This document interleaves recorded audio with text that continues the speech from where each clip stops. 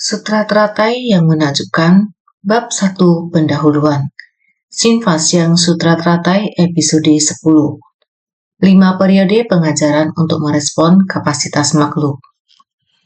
Para Buddha Tathagata datang ke dunia ini hanya demi satu tujuan pokok, membuka dan menunjukkan pengetahuan dan pandangan Buddha kepada para makhluk, agar mereka memahami dan memasukinya. Inilah satu tujuan pokok dari kedatangan Buddha ke dunia. Pikirkanlah, mengapa Buddha datang ke dunia? Di dalam sutra kita dapat mengetahui bahwa Buddha mencapai pencerahan adalah sejak masa tanpa awal. Masa tanpa awal adalah dahulu kala yang tidak terbatas. Sejak masa tanpa awal, dia telah mencapai kebuddhaan. Mengapa dia kembali turun ke surga Tusita dan istana kekaisaran? Adalah untuk memberitahukan kita semua. Setiap orang sebelum mencapai kebuddhaan harus melewati tempat pelatihan seperti ini. Tempat pelatihan ini sepenuhnya adalah sebuah dunia bodhisattva. Dia telah melewati beberapa waktu di dunia. Segala sesuatu yang diamati, termasuk kondisi kehidupan manusia. Makanya dia ingin menjadi monastik untuk meneliti prinsip kebenaran di dunia. Dengan memahami prinsip kebenaran di dunia secara menyeluruh, lalu mengajarkannya kepada para makhluk. Apakah ini perlu dipelajari? Dia pada dasarnya telah mencapai kebuddhaan. Pada dasarnya sifat pencerahannya sudah jernih. Ini juga merupakan sebuah manifestasi. Kita ingin mencapai pencerahan, tentu harus melalui sebuah proses memperbaiki diri yang baik, melewati berbagai delusi yang muncul dari orang, kejadian, dan materi. Setelah itu barulah kita bersungguh-sungguh berlatih dan tersadarkan. Ini karena ingin mengajar dan membimbing kita semua orang, agar sama dengan beliau berjalan menapaki jalan ini. Bahwa setiap orang juga memiliki dunia batin, juga bisa tercerahkan. Buddha mengajar dengan menjadi contoh teladan secara langsung. Bukan hanya mengajar dengan ucapan, melainkan juga mengajarkan dengan tubuh atau tindakan secara langsung. Karena itu beliau datang di dunia, inilah satu tujuan utama, yaitu bagaimana mendidik makhluk hidup. Ia ingin menunjukkan bahwa hidupnya sama dengan kehidupan semua orang. Di zaman seperti apapun, dengan cara berpikir manusia seperti apapun, seberapa rumit pun batin manusia, beliau harus menyesuaikan dengan zaman itu untuk menembus kontradiksi di zaman itu. Maka ini juga merupakan satu tujuan utama. Kontradiksi semacam itu sesungguhnya diwariskan turun-temurun. Pada masa Buddha, ada perbedaan 4 kasta. Apakah sekarang sudah tidak ada lagi? Sekarang pun masih ada perbedaan kaya miskin, mulia rendah. Inilah kerisauan batin dalam kehidupan kita yang tidak bisa dibuka, sehingga tidak bisa terbebaskan. Sehingga Buddha menyesuaikan dengan zaman dan kerisauan para makhluk untuk mewujudkan satu tujuan pokok ini, maka menggunakan, membuka dan menunjukkan, memahami dan memasuki. Karena batin para makhluk tertutup, sudah digelapkan, kebijaksanaan sejati yang jernih dan terang benderang tidak dapat menembus sepenuhnya. Jika tidak, setiap orang memiliki sifat kebuddhaan di dalam hatinya, maka dia menggunakan membuka. Ingin membuka pintu batin para makhluk. Ingin memberitahukan kepada semua orang, agar semua orang mengetahui dengan sebaiknya. Mengetahui bahwa setiap orang dari kita memiliki sifat hakiki kebuddhaan. Barulah kita dapat menyadari prinsip kebenaran di dunia. Kita baru dapat masuk ke dalam kondisi batin Buddha. Jadi Buddha membuka dan menunjukkan para makhluk memahami dan memasuki. Maka inilah mengapa semua makhluk, setiap orang dari kita memiliki sifat kebuddhaan. Hanya saja kita tersesat dalam kebingungan, tanpa sadar dan tanpa mengetahui. Sehingga Buddha ingin agar para makhluk dapat tersadarkan. Para makhluk, pengetahuan dan pandangan Buddha. Agar semua orang bisa mengetahui bahwa pengetahuan dan pandangan para makhluk pada dasarnya sudah ada. Hanya saja kita tidak menyadari dan tidak mengetahui. Untuk pengetahuan dan pandangan ini, semua makhluk sama-sama memilikinya. Namun mereka terdelusi dan tidak menyadarinya makanya terjerumus ke dalam samsara. Pengetahuan dan pandangan ini, Buddha ingin membimbing kita untuk membuka dan menunjukkan, tersadarkan dan memasuki. Pengetahuan dan pandangan ini karena Buddha ingin menyampaikan kepada kita bahwa seluruh makhluk memilikinya. Semua makhluk hidup bukan hanya manusia saja. Selama memiliki nyawa dalam bentuk tubuh apapun, demikian pula asal memiliki kehidupan, semuanya memilikinya. Semuanya tanpa kecuali memilikinya. Maka semua makhluk hidup tanpa kecuali memiliki sifat kebudaan. Bukankah sering dikatakan bahwa semua makhluk berjiwa memiliki sifat kebudaan, bahkan semut, nyamuk, dan lebah? Kita juga pernah mengatakan bahwa ada satu kehidupan Buddha yang berwujud sebagai Ratu Lebah. Maka bahkan seekor lebah pun memiliki sifat kebudaan. Semut atau ulat atau serangga lainnya, makhluk mana yang tidak memilikinya. Oleh karena itu, selama ia memiliki kesadaran, tahu bahwa ini menyakitkan, aku harus segera melarikan diri. Ada manusia yang ingin menyentuhku, ada manusia yang menggangguku, bisa membahayakanku, aku harus cepat-cepat lari. Lihatlah sarang semut. Sekumpulan semut di sana, selama kamu sedikit saja mengusiknya, maka akan langsung berpencar. Mereka juga akan masing-masing lari menyelamatkan diri, sama seperti manusia sekarang. Jika ada suatu negara yang tidak damai, maka tempat itu akan menimbulkan gelombang pengungsi. Mereka juga segera lari untuk menyelamatkan diri. Manusia dan makhluk hidup yang sangat kecil, sama, mereka juga memiliki kehidupan, sama seperti kita manusia. Maka dikatakan, para makhluk, manusia dan semua makhluk adalah memiliki kehidupan yang sama. Sama-sama memiliki sifat dasar yang setara dengan Buddha. Hanya saja makhluk hidup mengikuti karmanya. Di dunia dengan bentuk wujud yang berbeda, lahir berdasarkan balasan karma lingkungan. Manusia selalu lebih beruntung daripada makhluk hidup lainnya. Maka dikatakan, kita manusia harus menaati sila, harus menciptakan berkah, karena manusia dibandingkan dengan makhluk hidup lainnya masih memiliki perbedaan keberkahan yang lebih, barulah bisa terlahir sebagai manusia. Dikarenakan bagaimanapun menderitanya manusia, secara alami mempunyai kesempatan, bisa memiliki kesempatan untuk bertobat, mempunyai kesempatan hutang karma, saling membayar hutang karma, mempunyai kesempatan untuk melihat alam manusia yang baik dan yang jahat. Orang dengan akar kapasitas tumpul dan rendah, jalinan jodoh yang kurang baik, maka akan mendapatkan pengaruh yang jahat.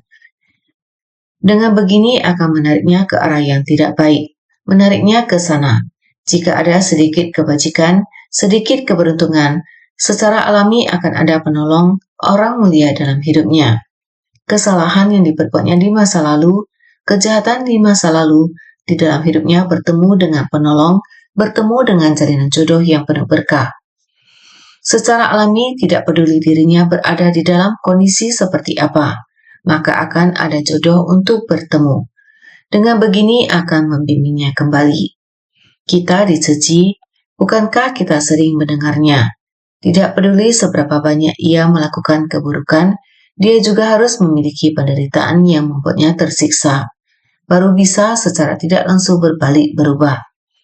Bertemu dengan jalinan jodoh baik yang dapat membimbingnya kembali, mengubah hatinya, merubah perilakunya, mengarahkannya ke arah keberkahan dan menciptakan kebajikan. Ini adalah kehidupan. Mau mencapai kebudaan, maka harus berada di alam manusia. Di dunia ini ada yang berbuat baik dan ada pula yang berbuat kejahatan. Ada balasan berupa berkah dan ada juga berupa keburukan. Balasan buruk itu adalah penderitaan. Menerima penderitaan yang tak tertahankan dari satu kehidupan ke kehidupan berikutnya. Bukan lagi terlahir sebagai manusia dan memiliki kesempatan ini untuk bertobat. Tidak memiliki sebab dan kondisi ini terus menciptakan karma buruk. Di kehidupan berikutnya adalah merupakan kehidupan yang lain. Terlahir kembali mengikuti balasan karma lingkungan. Manusia yang masih memiliki sedikit saja kebajikan masih ada kemungkinan untuk kembali lahir sebagai manusia. Lihatlah sebab dan kondisi bagaimana yang bisa membebaskannya.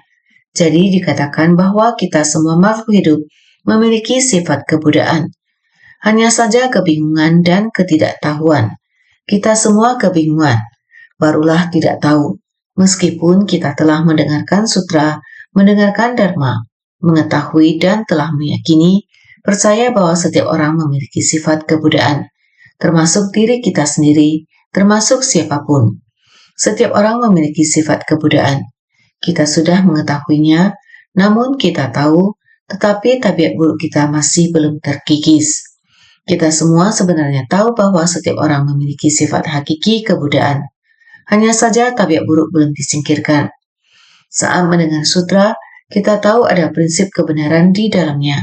Namun kebingungan dan tidak mengetahui dan memahaminya.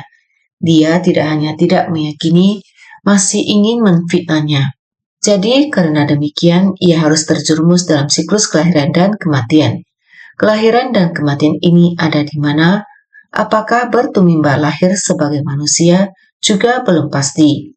Datang ke alam manusia, karma buruk, jalinan jodoh buruk harus dibayar, dan masih harus dibayar di alam manusia. Maka dia datang ke alam manusia lagi, harus mengalami sangat banyak penderitaan dan siksaan. Bahkan dia bisa jadi masih harus jatuh ke prasangkarma lingkungan lainnya. Jadi, terjerumus dalam siklus kelahiran dan kematian dari 6 alam kelahiran, merupakan penderitaan yang tiada tara. Oleh sebab itu, Buddha, dia yang tersadarkan di tengah kondisi ini. Dari praktis sebagai benih sebab musabab, beliau tersadarkan dan membagikan ikrar untuk mencapai kebudaan. Buddha mencapai pencerahan di tengah orang banyak. Karena beliau muncul di dunia, sifat hakiki kebudaan sudah dimiliki sejak tanpa awal. Hanya saja beliau memperlihatkan wujud nyatanya pada semua makhluk. Jadi, Buddha semasa praktis sebagai benih sebab membangkitkan ikrar untuk mencapai kebudaan dan secara luas menunjukkannya pada semua makhluk. Dalam benih sebab ini, karena makhluk hidup yang sangat beragam ini masih tersesat dalam penderitaan dan kebingungan tanpa kunjung sadar. Oleh karena itu, beliau terus-menerus datang ke alam manusia, agar kita tahu bagaimana caranya agar kita dapat mencapai pencerahan. Dan setelah tercerahkan, kita mengerti caranya untuk membimbing dan menyelamatkan semua makhluk. Oleh karena itu dikatakan, membangkitkan ikrar untuk mencapai kebudaan dan secara luas menunjukkannya kepada semua makhluk. Beliau tiada hentinya dan secara luas membabarkan dharma untuk makhluk hidup. Inilah sebabnya Buddha menampakkan dirinya di dunia ini, yaitu demi makhluk hidup dengan berbagai cara pembabaran dan metode. Oleh karena itu, akar kapasitas makhluk hidup ada yang tumpul dan lemah. Buddha harus mengajar dalam 5 periode, yaitu 5 periode waktu, yang disebut pengajaran dalam 5 periode. Dalam 5 periode ini terdapat ajaran yang bersifat sementara dan yang bersifat sejati. Yang sementara adalah pembabaran dengan metode terampil. Sedangkan yang sejati adalah dharma kebenaran sejati. Buddha ingin mengungkapkan dharma sejati dari harapan mendasar hatinya. Namun, makhluk hidup terhadap ajaran ini, sesungguhnya ajaran Buddha adalah sama dan setara. Tetapi, karena kapasitas para makhluk hidup yang berbeda, oleh karena itu dikenal dengan sebutan memberikan pengajaran dalam 5 periode. Itu sebabnya sekarang memberikan pengajaran dalam 5 periode. Sekalipun dikatakan ada ajaran sementara dan ajaran sejati, serta menunjukkan ada yang lambat dan cepat. Semua berasal dari niat awalnya hanya demi satu tujuan pokoknya saja, memberikan pengajaran dalam 5 periode ini. Sebenarnya, dharma yang pertama Sang Buddha babarkan adalah ajaran sejati, yakni Awatamsaka. Awatamsaka hanya dibabarkan selama 37 hari saja, karena dalam 37 hari ini yang dibabarkan merupakan kapasitas unggul dan kebijaksanaan unggul. Bodhisattva dengan tubuh dharma memahaminya, dewa dan lainnya tidak memahaminya. Jadi dia menggunakan waktu 37 hari untuk membimbing dan menyadarkan yang memiliki akar kapasitas tinggi dan kebijaksanaan tinggi, yang pada dasarnya telah terang dan jernih. Bodhisattva agung dengan akar kapasitas tinggi dan kebijaksanaan tinggi akan tetapi melihat bahwa para makhluk tidak bisa menerimanya. Tidak bisa menerima sehingga setelah 37 hari, beliau lalu membabarkan sutra agama.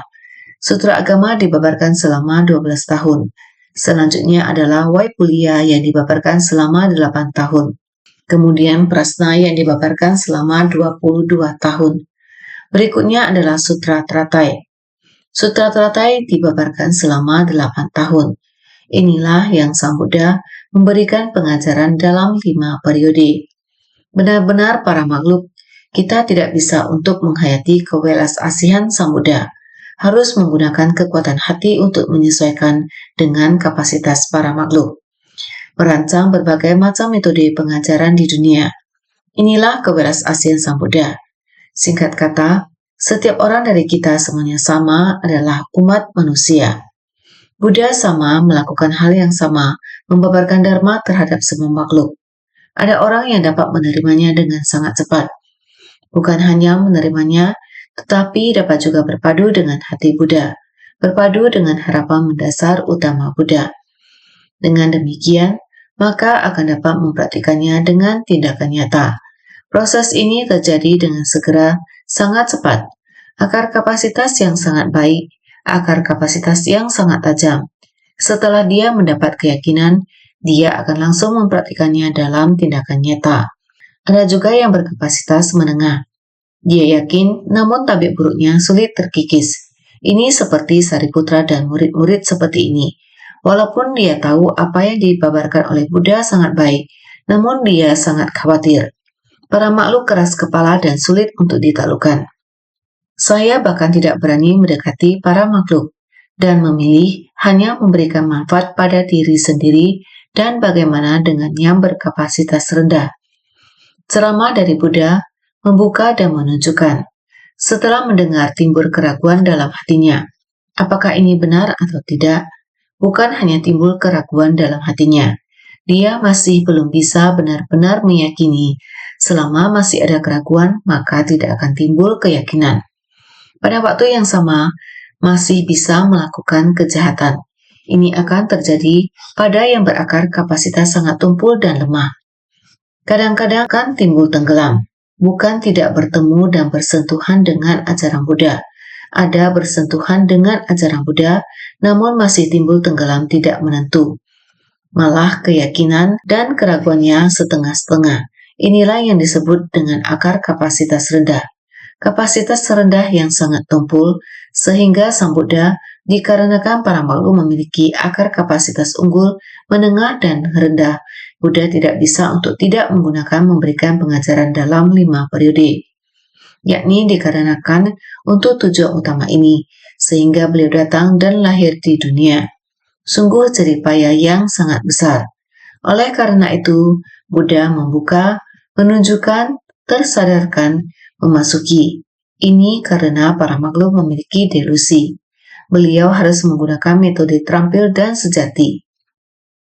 Terdapat ajaran besar dan kecil, mengikuti besar dan kecil akar kapasitas para makhluk. Terdapat kemampuan menerima yang unggul, menengah, dan bawah, yang sesuai dengan para makhluk, maka ini merupakan tujuan utama, sehingga kita semua orang berharap bahwa semua orang adalah merupakan orang dengan akar kapasitas unggul. Jika tidak, kita juga harus menjaga paling tidak kita tetap berada di akar kapasitas menengah.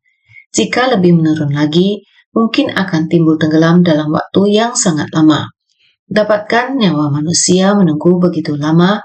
Jika ketidakkekalan alam manusia berubah begitu cepat, maka kita jangan menjadi orang dengan akar kapasitas rendah.